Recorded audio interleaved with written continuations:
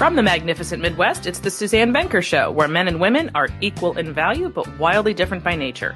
Join us here every week when we challenge the culture's hugely flawed narratives about men, women, sex, and love. From coast to coast and from around the world, thank you for joining us. This program is brought to you in part by Let's Get Real, where forensic accountant Tiffany Couch uses her financial skills to shine the light on the real issues we all face every day. If you'd like to make decisions based on facts rather than on cultural pressures, go to letsgetreallife.com, a place where you can find tools to improve your communication skills and to increase your connection to humanity. That's letsgetreallife.com. Today on the show, we're going to talk about 4 topics that cause the most marital conflict and how to resolve them. But first, 2 quick announcements. If you have not become a Patreon supporter, now is the time to do so. As always, there are 4 very economical levels, and those who sign up now at the $20 level receive a signed copy of the Alpha Female's Guide to Men and Marriage. This offer lasts through the end of the year only and then goes away, so act fast.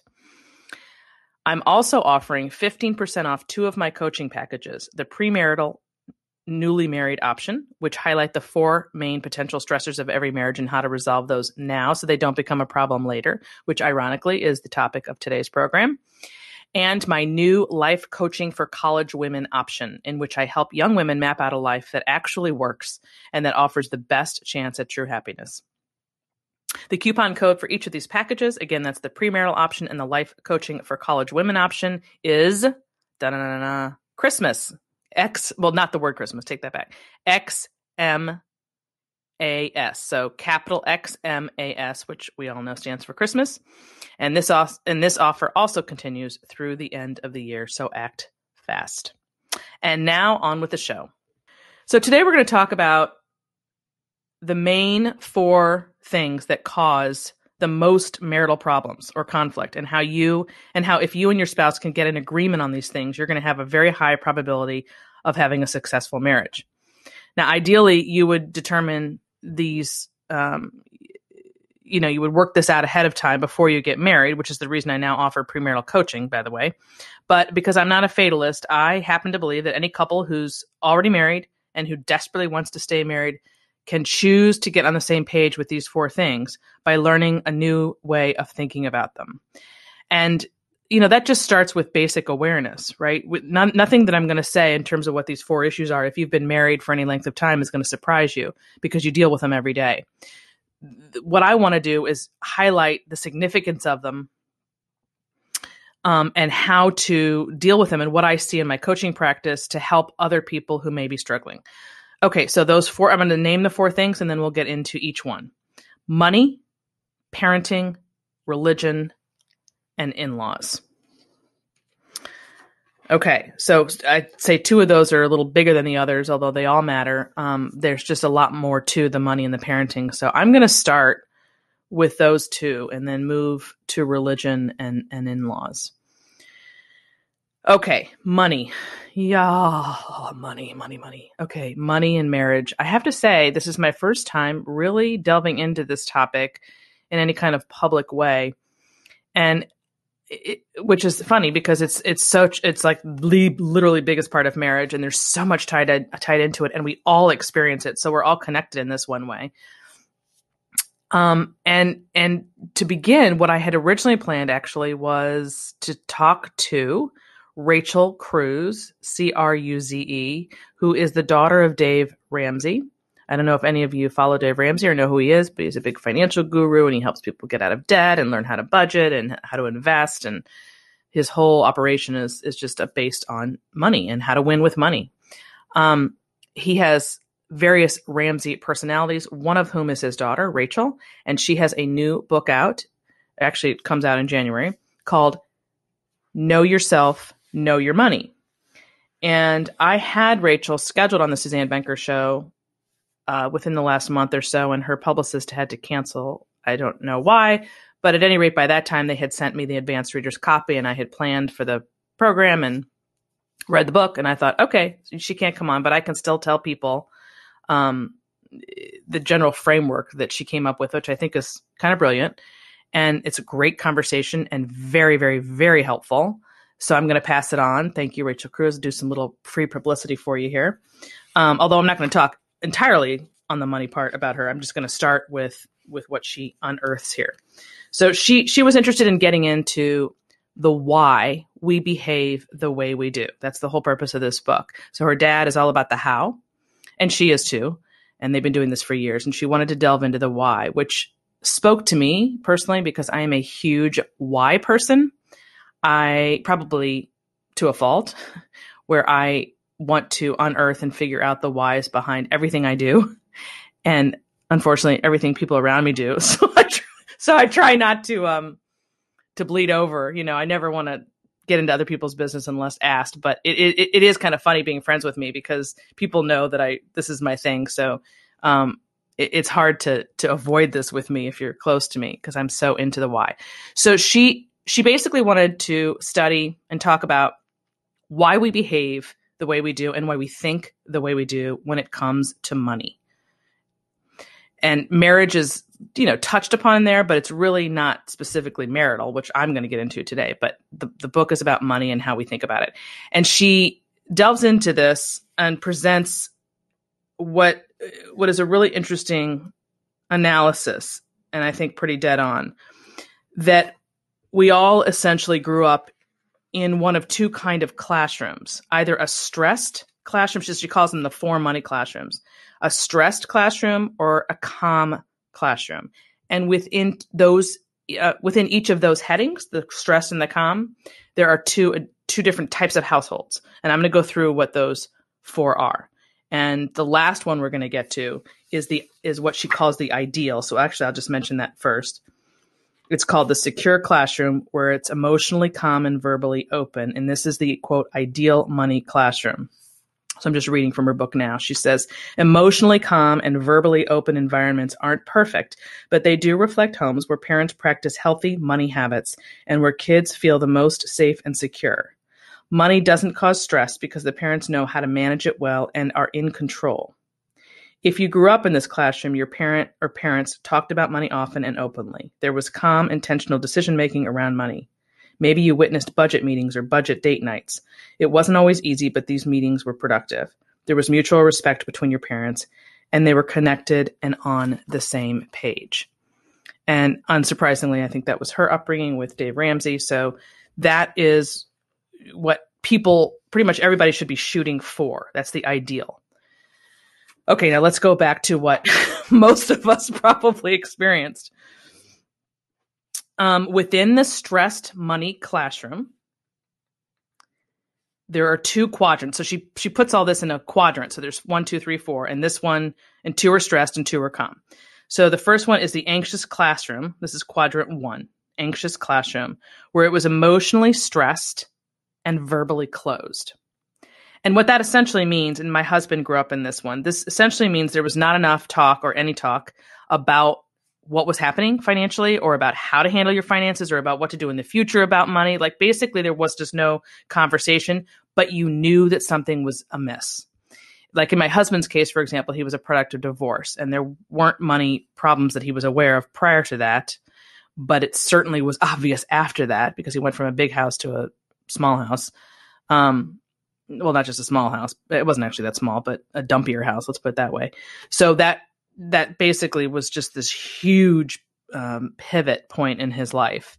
But there was no conversation. So you're just left to sort of piece it together. And of course, you're too young to really do that. But at any rate, that's just his story. They're not all the same. She writes here, Rachel Cruz writes, you grew up in an anxious classroom if you felt anxiety or tension around money, but money was never or rarely talked about. Okay, so that's the first one. And then the second stressed money classroom is emotionally stressed and verbally open. So this is actually really, I'm going to try to break this down and make it really easy. You might even want a pencil or pen because it's really fascinating. Quadrant 1, emotionally stressed and verbally closed. You felt anxiety, but money was never talked about. The second one, emotionally stressed and verbally open. That was mine. So your money in this, and people who grew up in this environment recognize it immediately because it was seen and heard.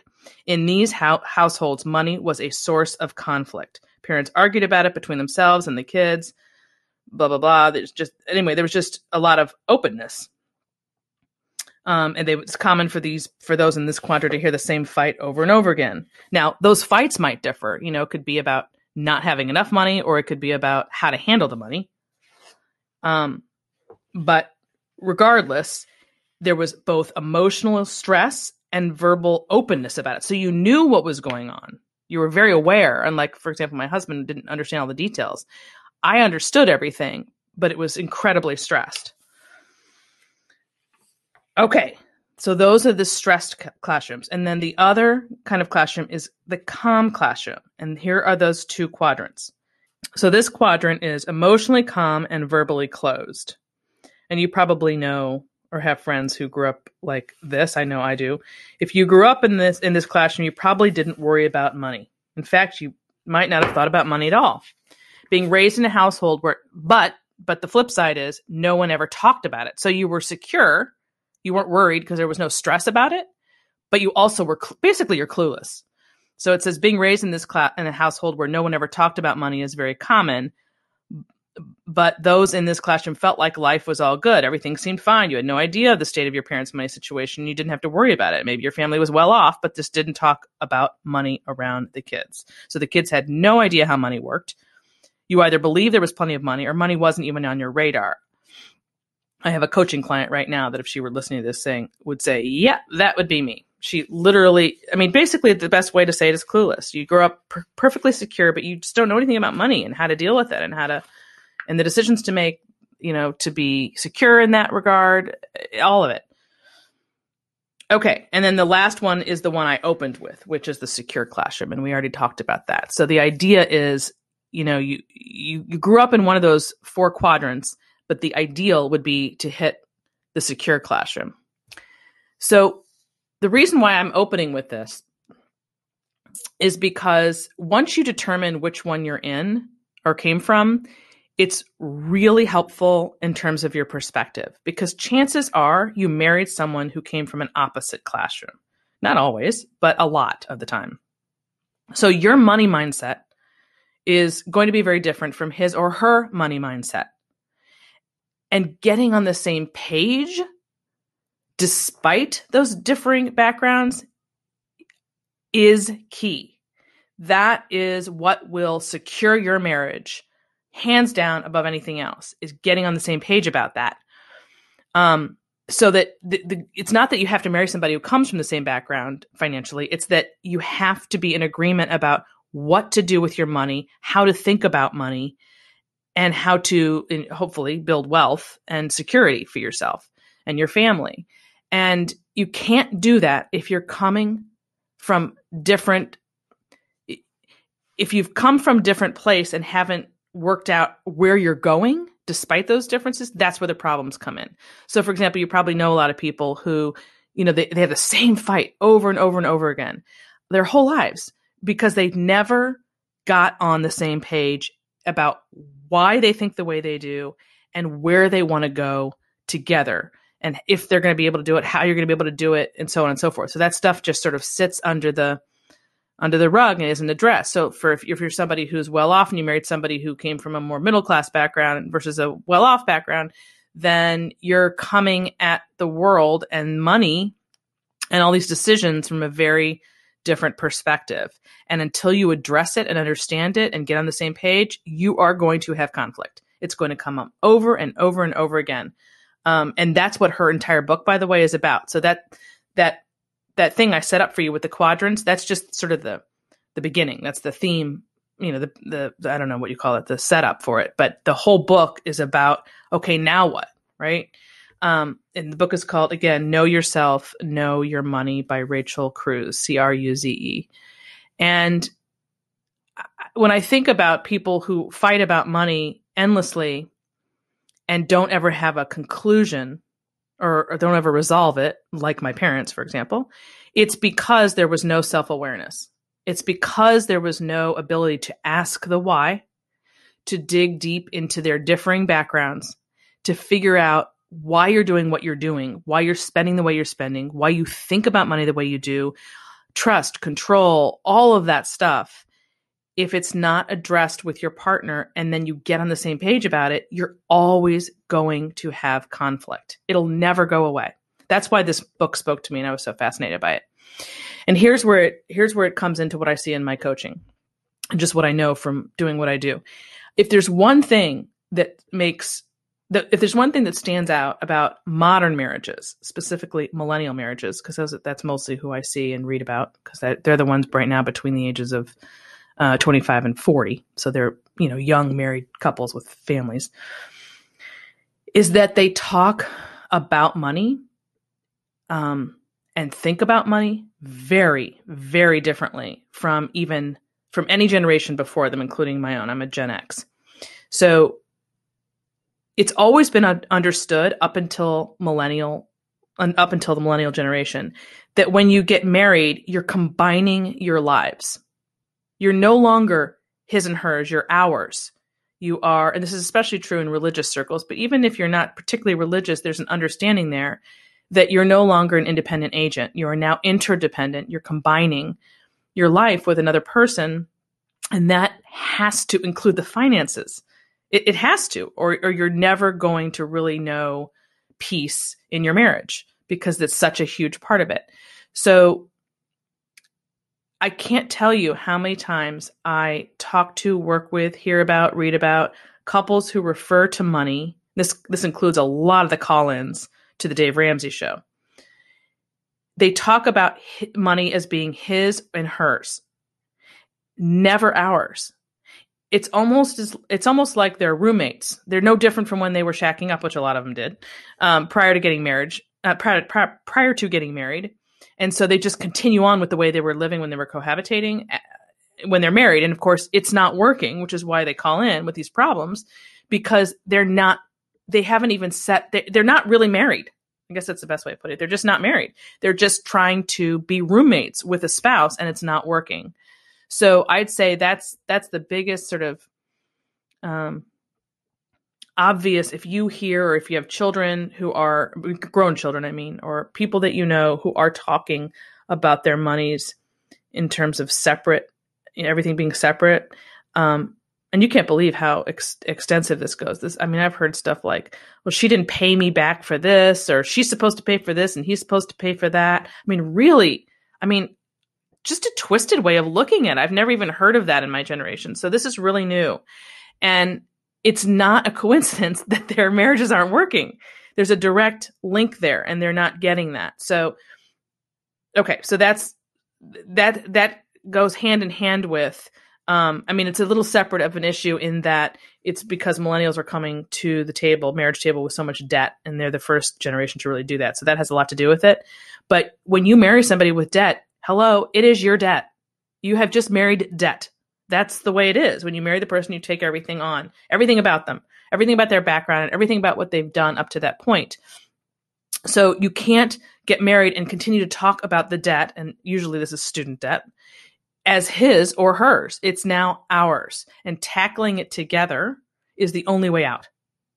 So as long as that mindset is separate, you will have conflict and potentially divorce. No question about it. So that's the one that's pretty much the key on the whole money, the conversation about money and marriage is getting on the same page. Your views on debt, on spending, on saving, your ability to budget, all of those things, if it's not a team effort, no matter how you were raised, you will fail. You just will. You're going to have continuous conflict. So it should be the number one thing that you're focused on in your marriage is the money, which sounds, I don't know. Well, I don't know how it sounds, but it should be, because at least from day one. And of course, not all of us did that. Some of us learned this later as we went along. I'm not suggesting that, people come out of the gate knowing this, but that's one of the reasons why I love this book so much, is because it forces you to think about how you think about money and behave the way you do. And then once you get to the why you do, then you can get to the, okay, where are we going? Are we on the same page about where we're going? And then how are we going to get there? So it's like a multi-step process, if that makes sense. Easier said than done, for sure. Okay, parenting. parenting. Oh my lordy, parenting. So I'm not going to spend too much time on this, because if you heard my podcast episode from last week, you already got a whole earful. But the gist of the parenting is twofold. It essentially comes down to how to discipline children. And then the second piece of that is to how to balance work and family. The first one goes back generations, right? How to discipline. I mean, we've been disciplining children since the beginning of time. That's every generation can relate to that. The balancing work and family is newer. So we'll get to that in a second. Let's start with the discipline. You know, when I think of the word discipline, to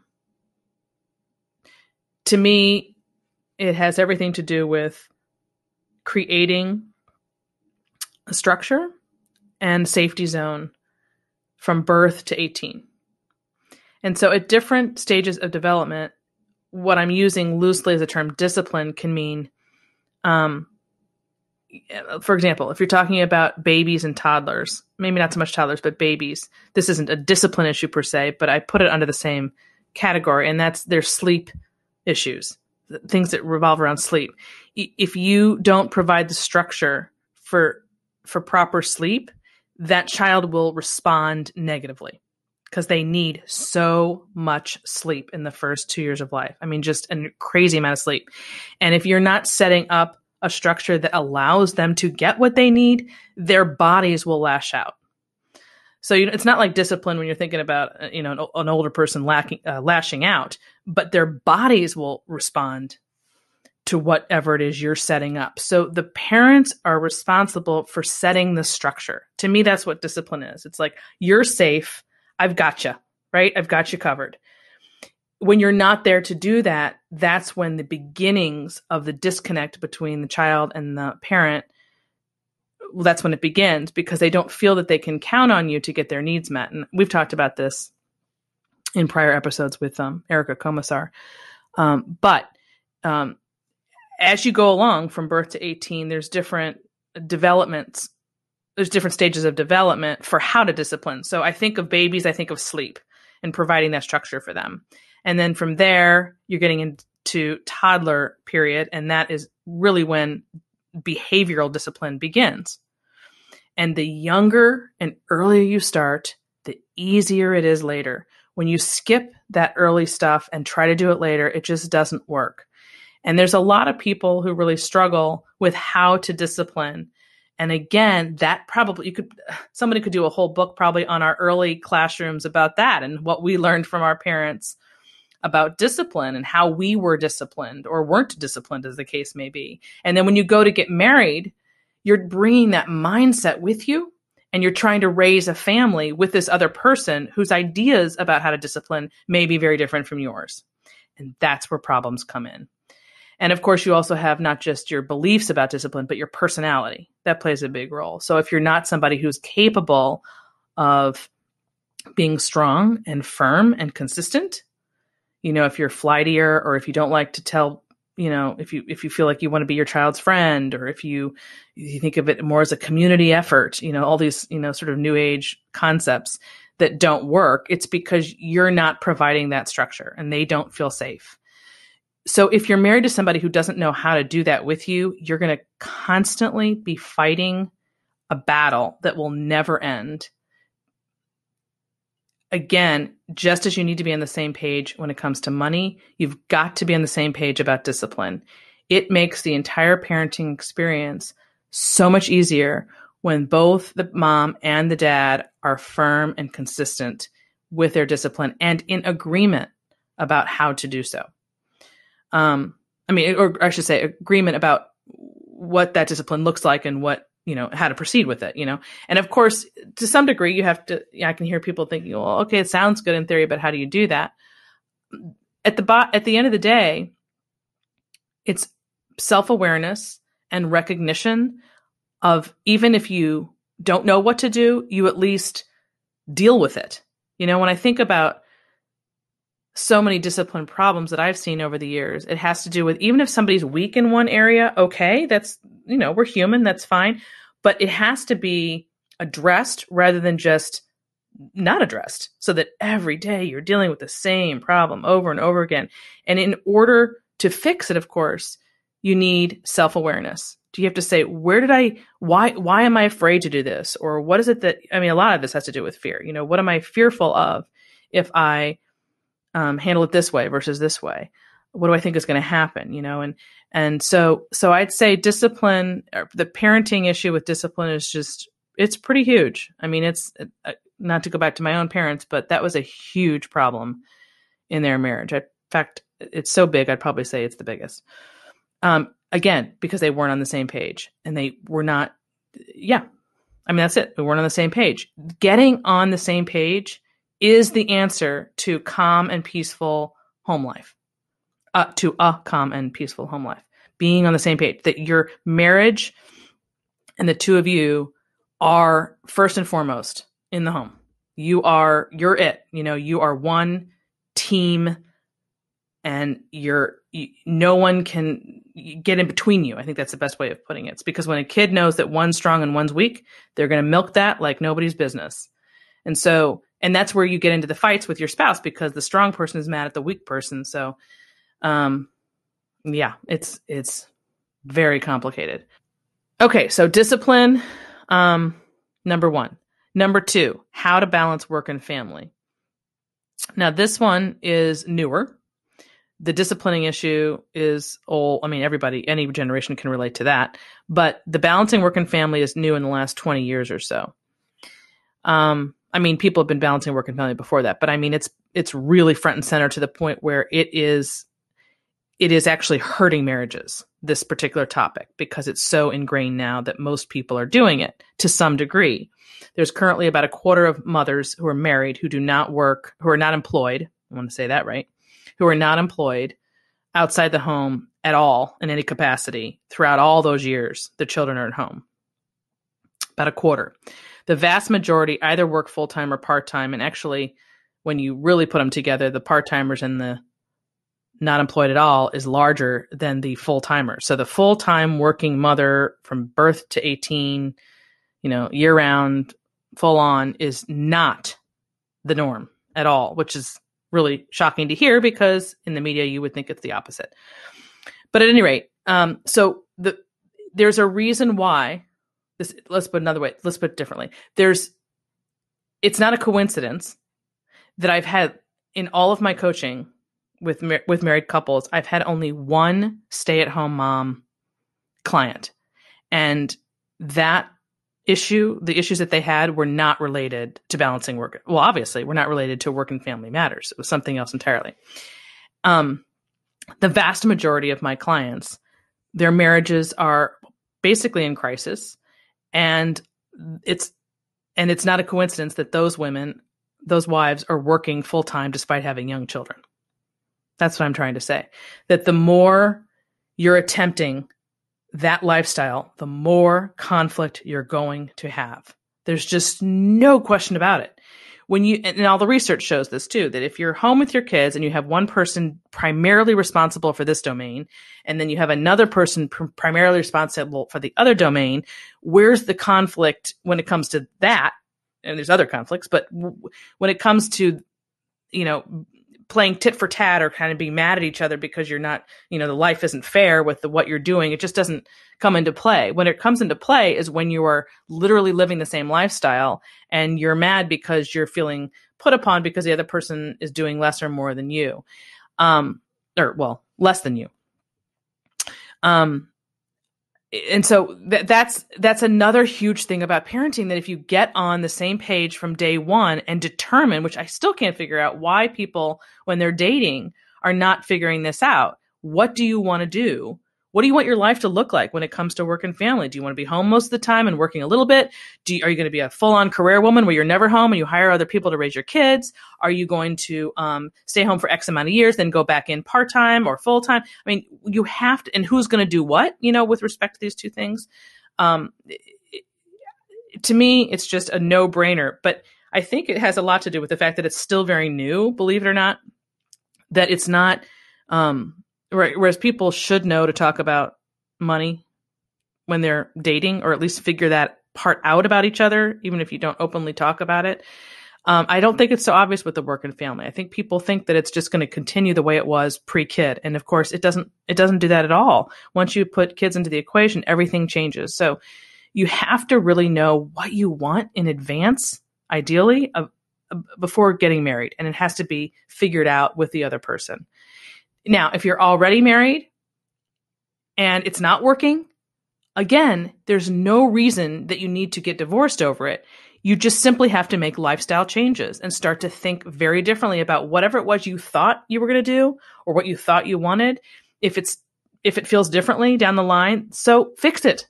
Everything is fixable. It's all figure outable. I have this sign in my house that I really love that I just found from Hobby Lobby, and it says everything is figure outable. And it spoke to me because I believe that. And that's an attitude that you bring to the table that makes things work. And if you have a more, no, that can't ever be, you can't do that, or, well, I'm stuck now, or obviously nothing's ever going to change. And I don't accept that. I believe that most problems are solvable. So again, if you missed the boat on that when you were dating, I don't think that means you're screwed for life. I just don't accept that. You can always change your life. But you have to be willing to look at it and say, this isn't working because of ABC. And then once again, getting on the same page. That's going to be the theme of this hour, is being on the same page. That's the answer to a successful marriage. When you're a team, everything can work. When you're against each other, it falls apart. When you got married, things were perfect. You were both in love and life was good. Then somewhere along the line, everything changed. She changed, or maybe he did. Either which way, now your relationship feels, well, hard. I coach husbands and wives who feel lonely, disrespected, or misunderstood in their relationship. So many women today are desperate for their husbands to step up to the plate, to make a decision and to stick to it, to lead rather than to follow. Ladies, you have the power to make it happen. Men respond best to women who are grounded in their feminine core. As for husbands, so many of them want their wives to stop nagging and to just trust them, to smile more and to complain less, to look at them the way they did when they were first dating. Men, you have the power to make it happen. Women respond best to men who are grounded in their masculine core. The secret to lasting love rests in the masculine-feminine dance. Once you master it, your relationship will no longer be difficult. You'll be moving with the biological tide rather than against it. And that makes marriage smooth sailing. If you're struggling in your relationship, if you feel frustrated or alone, I can help. Just go to SuzanneVenker.com, that's SuzanneVenker.com, and click on the coaching button at the top. Don't wait another minute to acquire the mindset you need to find love and to sustain it. It's so much easier than you think. That's SuzanneVenker.com. Okay, the last two, religion and in-laws. I'm going to start with religion real quick. There's not too much to say about that other than this. Religion, because it's taken such a nosedive, a lot of people think it's not as much of an issue anymore, but they're surprised to find that it actually does become an issue once you have kids, because it's really often not for many people until you have children that you realize, oh, I have to be able to tell them something. They're going to ask questions that I can't answer if I don't know what I think, right, when it comes to spiritual and religious matters. So ideally, two people from the same faith have a better chance at making a marriage work. But more important than that is to agree on how to raise the kids within that framework. So, for example, like in my marriage, my husband is Catholic. My kids are Catholic. We actually all went to Catholic school, but I'm not technically Catholic. And I'm less grounded in that realm than my husband is. So he's sort of the leader in that regard, and we follow his lead on that, and I don't get in his way. So I go along with everything, which is happens to be very comfortable for me, because my mother actually was Catholic and she left the Catholic faith. So my extended family's all Catholic, and I, as I say, went to Catholic school. So it's all very familiar to me. I just never technically became Catholic. And I'm not as faithful as he is, but I don't stop it in any way. So again, the most important, and that happens for people who are of two different faiths. They come together and they decide which one's going to take precedence, because if they're really conflicting, that's problematic. So that's pretty much all there is to say about that. Just that it's great if you can marry somebody from your same faith. That gives you a leg up for sure. And some cultures, like Jewish culture, they really don't consider anything other, and that's understandable. It's a very strong type of faith, and they just don't want to marry outside of it, and for the most part. Anyway, so that's that's the ideal, but the most important thing is, again, just that the parents agree on which one's going to take precedence. Okay, last one is in-laws. So I'm pretty fortunate in this regard personally, but I have seen a lot of problems when it comes to in-laws, especially in my coaching practice. And rather than get into all the different, I mean, everybody who's listening to this who's married understands what I mean by this. Every family's got its stuff, and you could fight about it your entire marriage if you want to. Have at it. That's a big fat waste of time. You're never going to change anybody. So the only thing you can do for your marriage to keep the conflict at bay is to set boundaries so that the two of you, once again, going back to the team, create a sort of fortress around your marriage, and you're very clear about what you let in and what you don't let in. And what I see in my coaching practice is that somebody's always upset about the other spouse's relationship with a sibling or a parent. If you're too tight with your parent, one of your parents, both of your parents, your siblings, whatever, and you're putting them before the marriage, that's where the problems come into play. Big time. So again, when you get married, you become one. And that family, that marriage, whether you have children or not, it's a family. That's a new family you create. And it comes first. It takes precedence over your family of origin. And I'm just continually amazed at how many people don't do this. It's like they're still married to their families of origin, and go to them with marital problems that they shouldn't, or side with them, or confide in them about things they really shouldn't be confiding them in. Confiding with them about. So that's where the problems start. When the two of you are not setting boundaries and creating a fortress for which the outside world cannot penetrate. That's basically it. So you have to sit down with your spouse and figure out, and that wouldn't be something that would be harder to do probably in premarital coaching, but can definitely and should definitely be done after the fact if you're continuing to run into problems. It's going to be a lifelong fight if you don't sit down together and figure out those boundaries. So there they are: money, parenting, religion, and in-laws.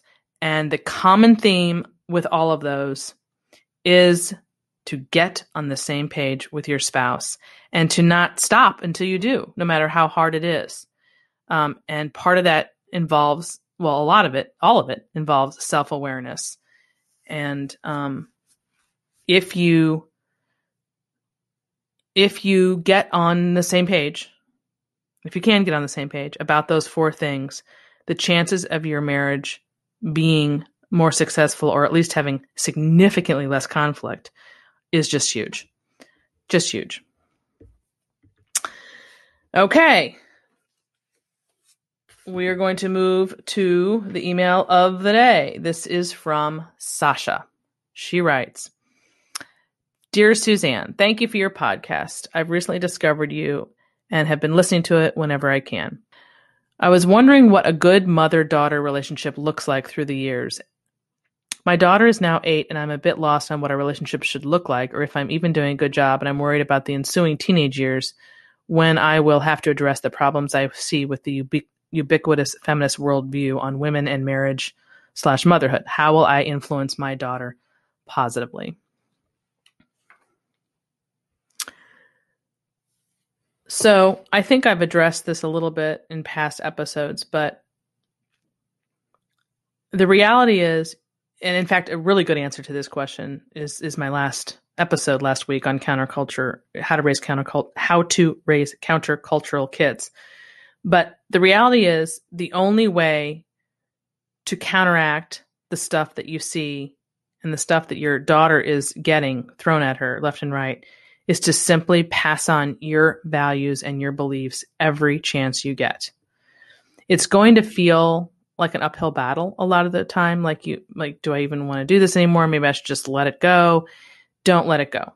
Don't let it go. You stand strong on what you believe, who you are, and you pass that on during that small amount of time that you have her, because it's not going to be long.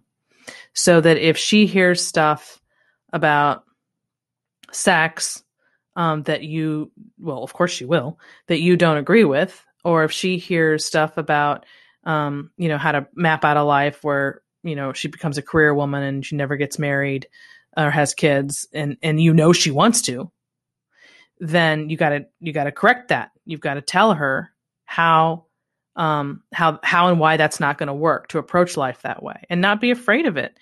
It's really about you. It's really not about your daughter. It's about you getting comfortable going against the grain and knowing that even though it may not feel like she's listening, she is listening. She's absolutely listening. What you say matters. It doesn't mean she's going to do exactly, she's not going to necessarily do life exactly the way you do it, but you've planted the only seed you can, which is the parental one, which has got to come, which is always in constant conflict with the culture. And for a period of time, it may seem like the culture's winning, and it may be, but hopefully down the road, when she matures, she comes around to understanding that what she has been taught is bogus. And if you never have told her that, I mean, I can't tell you the number of women that I talk to who say to me when I tell them the kinds of things that I do, that they've never heard anything like this their whole lives. No one's ever done that. And I do believe that's because parents they're just too chicken. They don't want to go out on a limb and do what other people aren't doing. And then you're going to regret it. That's just the reality of it. You're going to regret it, because who the heck else is going to tell them if it's not mom and dad? And that ends this hour of the Suzanne Venker Show. Don't forget to continue the conversation on Facebook. Just type in the Suzanne Venker Show in the Facebook search bar and it will come right up. Also, please recommend this podcast to one friend you think would enjoy it. And don't forget to leave us a review on whatever platform you're now using. Finally, if you have a question or comment for me, you can email me at suzanne@thesuzannevenkershow.com. Thanks for listening, everyone. Have a great week.